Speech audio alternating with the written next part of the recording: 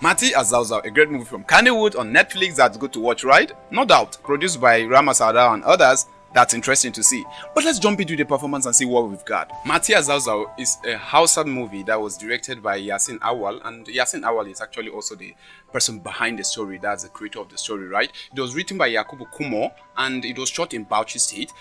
It was produced by Rahama Sadao and Sadiq Sani Sadiq. It runs for about 1 hour 51 minutes. Mati Zauzau is a film that tells the story of a deceitful man called Mati who goes to claim his father's wealth in the town of Zauzau, right? Having committed a lot of atrocities coupled with the crime of his father, as the movie portrayed it, he is now certain that the wealth of his father, Modi, in Zauzau is now his own. But Mati faced the challenges of quietly getting his father's wealth when Lado and the uncle came into the picture. Not forgetting Mati's sister and the husband who also came into the picture to come and take their part of the cake. Actors in this particular movie performed great. Yes, they really did well, but there were some lagging performances in some actors.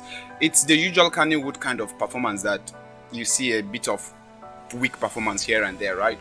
Yes, but they actually did well.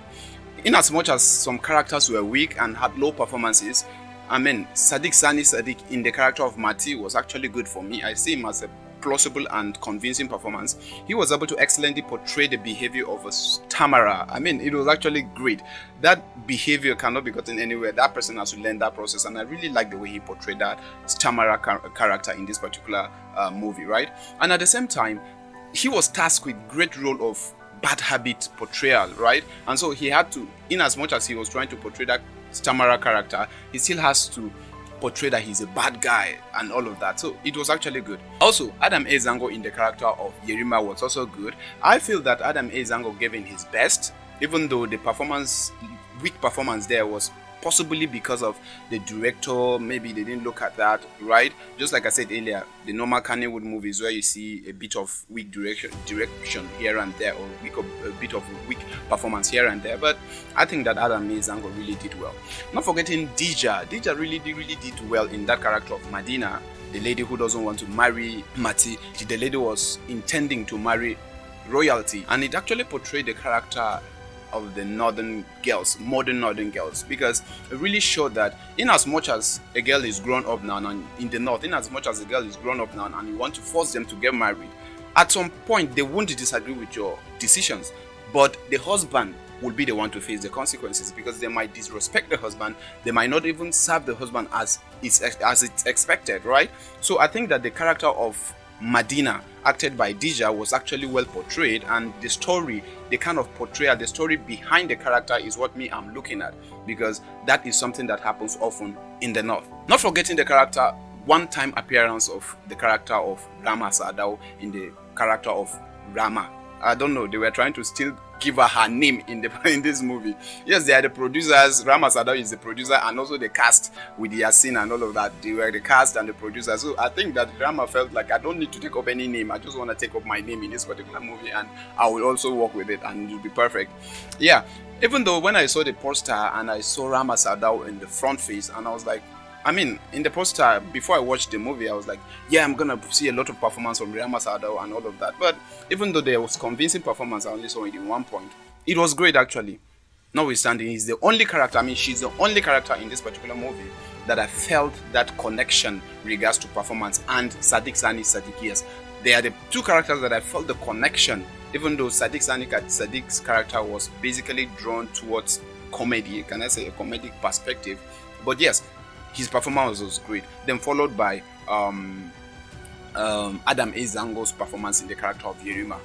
Away from performance to cinematography, I feel like this film had a good cinematography, a good camera angle, good camera shots and establishment, but it could have been better, right? It could have been better. Considering that one of my favorite DOP was behind the camera, which is Toka Magbaro. I like what Toka Magbaro does in his movies. When he's behind the camera, sometimes he takes up the role of cinematographer, or he's only a DOP. He's always good. But in this particular movie, I can say that they are lagging in some aspect. So there are some establishment scenes that were not captured in camera. And for instance, the scene where Mati, Maigari, and other members of the emirs or the Yerimas, can I say the Maigaris, were seated and they were ironing out issues, and all of a sudden they brought in Lado and the uncle from the bush where they were digging for the riches, right? They brought them in. That particular scene was a bit weak, right? It wasn't just convincing for me because the camera was a bit static on one point, and when some actions even happened, we didn't see those things we are supposed to see. So first of all, if you are in that room, you look at the Maigari, because Maigari was speaking and Maigari was in shock also, and you look at Mati because Mati was scared and shivering, and you look at the people that came in from the upper chambers of the rulership, right? Yeah, you look at them because they are the ones that were bringing up some allegations, and when the new person steps in, that is Lado and the uncle steps in, it will intensify the room, which we needed to see who is stepping in and the reaction of Mati and Maigari when those people steps in. That is supposed to be the thinking of the DOP, to show us what people, we the viewers, would like to see. And the director too, because the director also shows us what we should be seeing and what is important.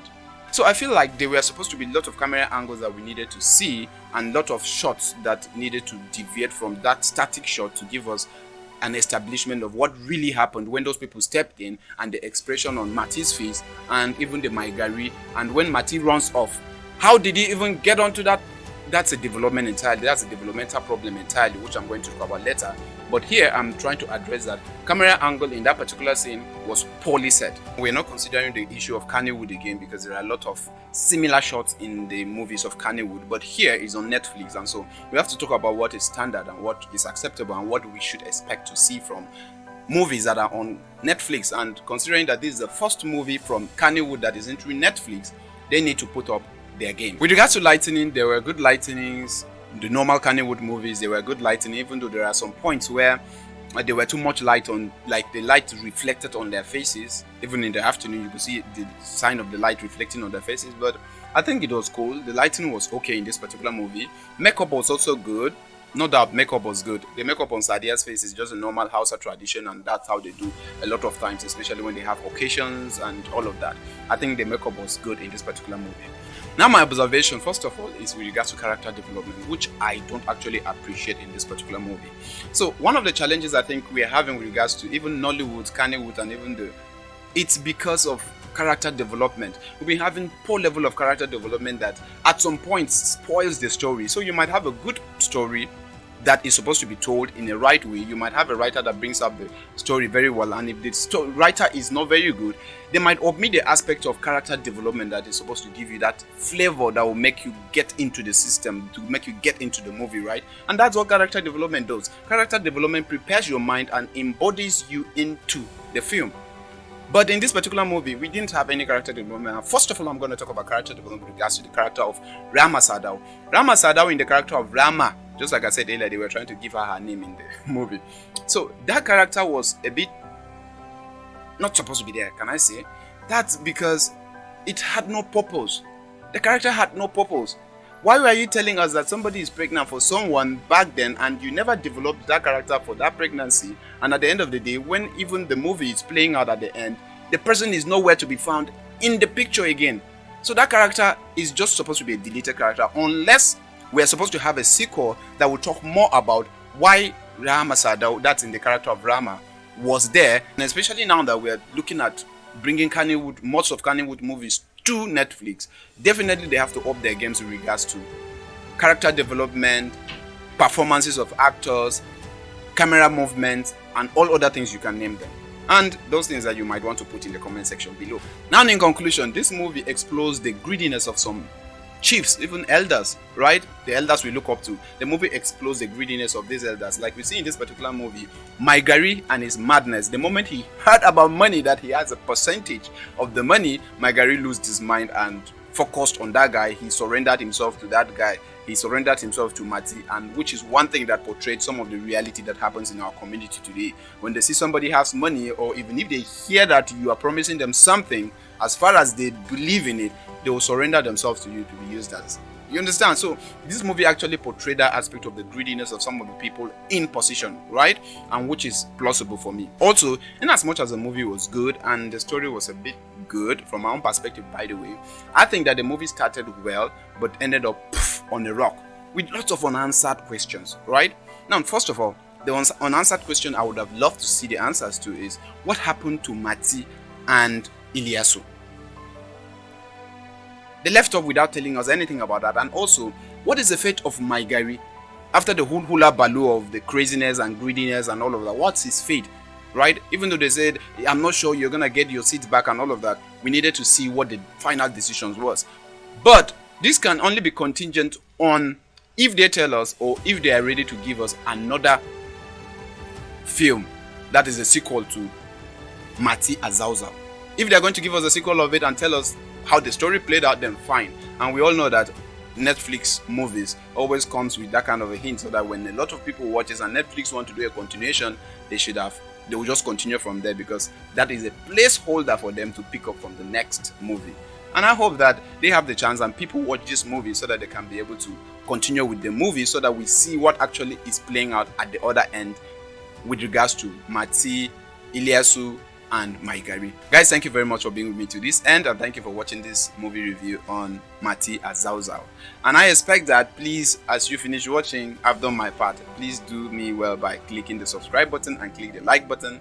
Please, if you like what I'm doing, and if you want to support me, you will also do same. Click the like and the subscribe button. It will support me to do more. And as always, my name is GK. See you on my next movie review. Salute.